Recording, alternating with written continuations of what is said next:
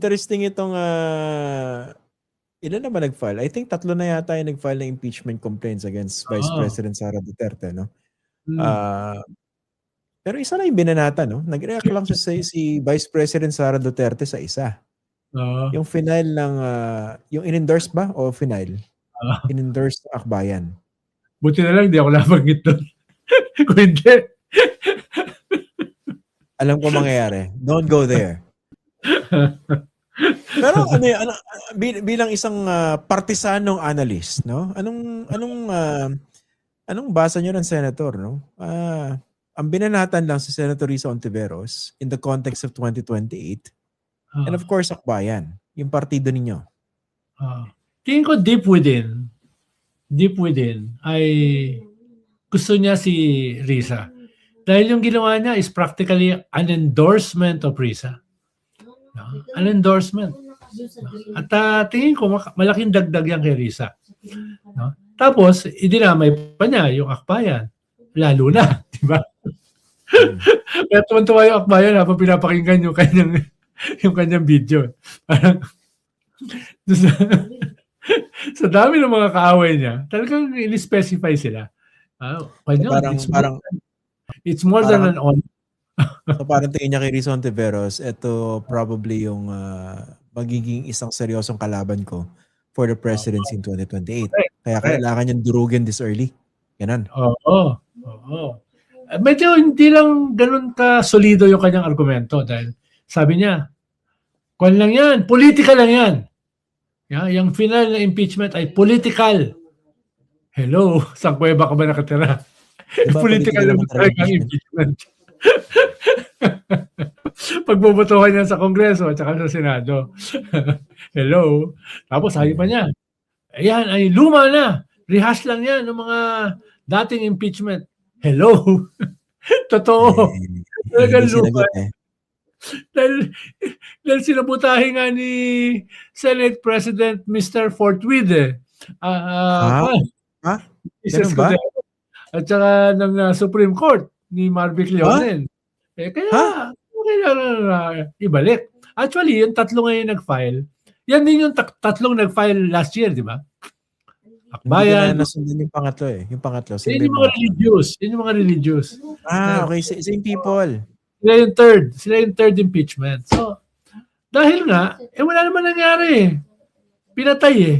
Pinatay ng Senate President, pinatay ng Supreme Court. Kaya, kailangan buhayin. May kaunti lang dagdag. Alam ko na, dagdag din si Madriaga. Pero basically the same. Kaya, tama yung sinabi ni Vice President Sara Duterte. No? Luma na ito. No? Luma, pero totoo. Luma, pero makatarungan pa rin. No? Yun yung huwag nakalimutan.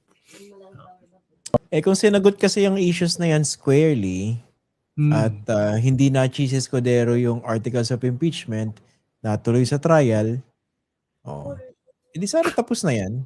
Kung wala naman siyang tinatago, baka naman talagang ginastos na maayos yung confidential funds. Baka naman talagang walang masama na umubos ka ng 125 million in 11 days. Correct. Di sana natapos na. Wala naman daw katibayan. Wala naman nga daw katibayan. Di ba sabi niya doon sa kanyang video? Yan ay kwan lamang. Kwan lang yan. Strategiya lang yan ng Akbayan tsaka ni Risa dahil gusto nila maging presidente. At kung matanggal siya, ay posibleng maging presidente. Kaya nga sabi ko sa iyo, endorsement eh. Di ba? Endorsement eh. Parang ito ang aking katapat. No? Dito ako natatakot. Ito yung threat sa akin. No? Sige. Since yun ang basa ninyo, Sen Edu, no? Mukha bang kasi ngayon, nagko-consolidate pa ng mga forces, no? We don't know how successful that would be. But I know the efforts are happening as we speak, no? And dapat matapos sooner within the year than later. Kasi by next year. Middle of the year, no? Mas maaga yan eh. How do you see Risa Hontiveros as a presidential candidate in 2028? Well, maganda yung kanyang track record as senator eh. Di ba? Pero kahit maganda yung track record mo as a senator, yung kay Alice Guo, yung kay Kibuloy, yung kay Digong, no, yung Yung marami pang Pastillas. politician, Dati pa, diba? Pastillas. Kahit maganda yung record mo, it may not be enough. Kaya doon siya nasa larangan na yon. No? Paano siya magle-level up at mag-i-scale up as a presidential timber? Pero ang mahalaga kasi sa kanya, kay Risa, may isang kandidato lamang labang kay Sara na winnable. Pero at the same time, opposite ni Sara. Opposite yung paninindigan, opposite yung vision para sa bansa, opposite yung katauhan. No?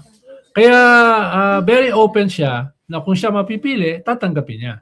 Pero kung may ibang mapipili, susuportahan niya. Hindi naman siya kapit sa posisyon eh. Hindi naman siya kapit sa posisyon. Kaya, halimbawa, yung napag-usapan natin in previous episodes na may proseso na dinadaanan. Yung pink movement. At tingin ko, sana, sooner than later, ay makapag-decision sila kung sino talaga. Pero kung titignan naman, yung mga yan, Lenny, Risa, Bam, etc., hindi naman yan uhaw sa kapangyarihan. No? Katulad nitong mga pinag-uusapan natin kanina. Kaya, kaya ako naman sila. Magde-defer sila kung sino yung mapipili. Pero yung consolidation efforts, how optimistic are you that this could happen for 2028 when it actually failed in 2022? Well, dahil mas mahaba yung runway ngayon. Kaya nga dapat hindi last minute yung decision. Ikalawa, ay merong movement ngayon na anti-impunity, anti-dynasty, anti-corruption na magiging entablado, magiging skeletal force nitong kampanya going into 2028. Halimbawa, meron ka ngayon mga winnable senators na hindi naman mga napulot lamang dyan sa tabi-tabi. Meron kang Chel Jokno, meron kang Laila de Lima, meron kang Shelo Magno, meron kang Heidi Mendoza na nakakuha ng almost 9 million votes. No, kahit walang preparasyon. So, meron kang mga potential na iba pa, like Barry Gutierrez, sana magbago isip ni Vico Soto. Meron kang General Torre, etc. So, meron ngayong possible slate na hindi yan masisiro katulad ng 2019 o muntik ng masiro katulad ng 2022. Pero ang pinakamahalaga, meron kang movement against corruption na unprecedented since the 80s. Paano ganito, no? Kasi ang nadidinig kong pagbasa sa mga katulad ninyo, mahal na Senador Edo Manzanas, malaki yung chance, for instance, ng isang unity candidate to go head-to-head against Sara Duterte. Pero what if, let's say, kahit pilit, nag-field yung administration ng kandidato nila? Alam naman natin, historically, yung kandidato ng administrasyon, lalo kung mabantot yung administrasyon, despite the machinery, despite the resources, that becomes a case of death. If at all, baka nga nagmumukha pa minsang token candidacy, no? So, kunwari, magpatakbo yung buong administration, tapos may isang kandidato yung real opposition against Sara Duterte. How do you see that unfolding? Well, that's a possibility, no? Pero that would be the height of stupidity. No? Alam ko naman na stupid yung maraming tao sa gobyerno. Pero tingin ko naman, hindi sila ganun ka-stupid para isipin na posible na dalawa o mahigit dalawa ang lumabang kay Sara at matalo si Sara. Tingin ko lahat na nakakausap ko, ang tingin nila, isa lang dapat. Ngayon, hindi naman kinakailangan magbuo ng koalisyon. Dahil mahaba na rin naman yung kasaysayan ng tunggalian itong mga puwersang ito.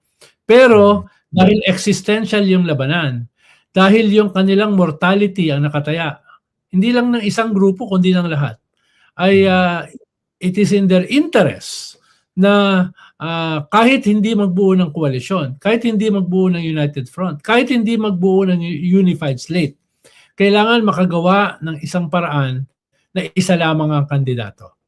At tingin ko doable 'yon. At tingin ko yung mga behind the scenes na mga moves ay papunta ron, no? Again, inuulit ko, it doesn't have to be a coalition, a party, or a united front. Ang mahalaga ay isa lang ang lalaban, no? Maliban na lang Senator. yung halimbawa mga nuisance candidate katulad ng Christian Esguerra na gustong makasama sa presidential debate, no? Para doon siya mag-grant ay tatakbo. Pero nuisance yun eh. Kaya hindi it doesn't follow na makakaapekto yon dito sa isa lamang ang kandidato labang kay Sara.